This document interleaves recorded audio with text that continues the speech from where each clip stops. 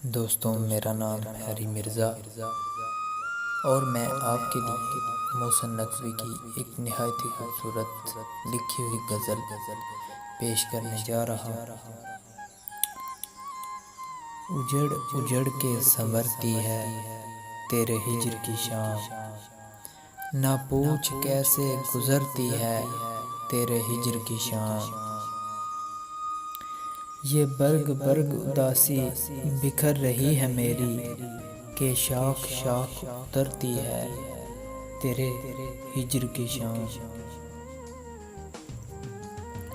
उजाड़ घर में कोई चांद कब उतरता है, उजाड़ घर में कोई चांद कब उतरता है, सवाल मुझसे ये करती है तेरे हिज्र की शाम।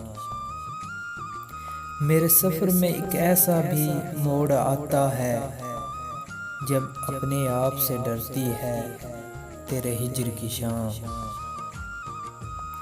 बहुत अजीज़ है दिल को ये ज़ख्म ज़ख्म रुतें, इन्हीं रुतों में निखरती है तेरे हिज्र की शाम। ये मेरा दिल ये सरासर निगार खाना ए गम, सदा इसी में उतरती है तेरे हिज्र की शाम। जहाँ जहाँ भी मिलें तेरी कुर्बतों के निशान, वहाँ वहाँ से उभरती है तेरे हिज्र की शाम।